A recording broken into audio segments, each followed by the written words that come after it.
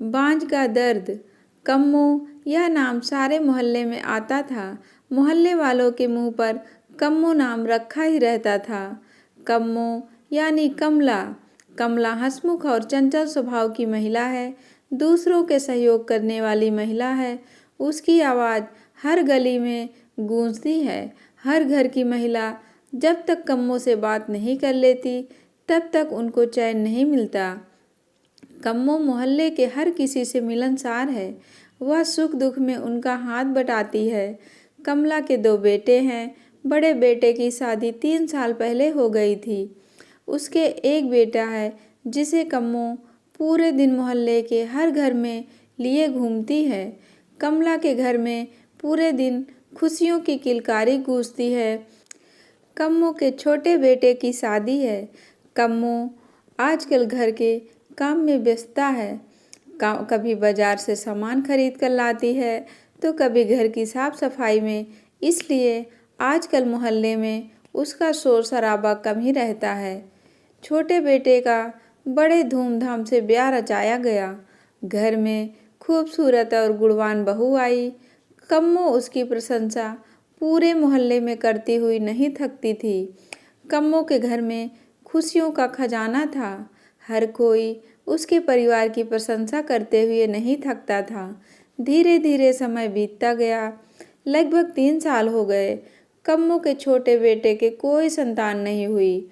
अब कम्मो परेशान रहने लगी। हर कोई उसके छोटी बहू के बारे में पूछते, वह क्या जवाब देती।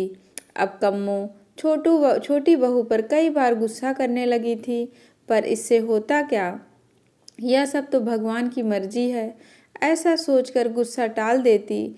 जब छोटी बहू भी परेशान रहने लगी थी, वह अकेली अंदर ही अंदर घुटती रहती थी। जब घर में इस तरह की बातें होती थी तो वह रोने लग जाती थी। अब उसे घर में सभी ताने देने लगे थे, पर छोटी बहू क्या कर सकती थी। कम्मो के द्वारा भी पूरे जतन किए गए। हर मंदिरों में जाकर उसने मन्नत मांगी, परंतु सभी विफल रही। जिस घर में खुशियों की किलकारियाँ उठती थी, आज उस घर में मायूसी छाई हुई है। कम्मो का छोटा लड़का पास के शहर में नौकरी करता था। जब भी मैं छुट्टी पे आता तो परिवार का यह दुख देखकर बड़ा दुखी होता था। वह अपनी पत्नी का दर्द अच्छे से जान रहा था, पर वह करे तो क्या करे। उसने निश्चय कर लिया कि वह अपनी पत्नी को अपने साथ लेकर शहर जाएगा। वह अपनी पत्नी को साथ ले गया। जब वह ड्यूटी पर चला जाता था तो वह अकेली इसी बात को लेकर बहुत परेशान रहती थी और अंदर ही अंदर रोने लगती थी। ससुराल में उसे हर तरीके का सुख मिला, परंतु एक महिला का सबसे बड़ा दुख बांझपन होता है, जो उसे देखने को मिला। यह बात उसने अपने दोस्त को बताई और उसने बताया कि आप किसी डॉक्टर की सलाह ले सकते हैं, जिससे आपको संतान का सुख मिल सकता है, क्योंकि हमारे शरीर में बहुत सारी कमियां होती हैं जिनका इलाज संभव है। अगले दिन दोनों तैयार होकर डॉक्टर के पास गए और डॉक्टर से अपनी समस्या बताए। डॉक्टर ने कुछ टेस्ट कराए और उनको कहा कि चिंता की कोई बात नहीं है, आपको संतान सुख मिल जाएगा। इसके लिए हमें IVF प्रणाली का प्रयोग करना पड़ेगा। इस पर निवेश ने अपनी सहमति दी। ठीक समय बाद निवेश को पुत्र रत्न की प्राप्ति हुई। जब यह बात घर पहुंची तो घर की खुशी का कोई ठिकाना नहीं रहा। कम्मो ने पूरे मोहल्ले में खूब मिठाई बांटी और खुशियां मनाई। जो कभी ताना देती थी, उनके सर घड़ों पानी गिर गया। हर किसी की आंखों में खुशी के आंसू थे।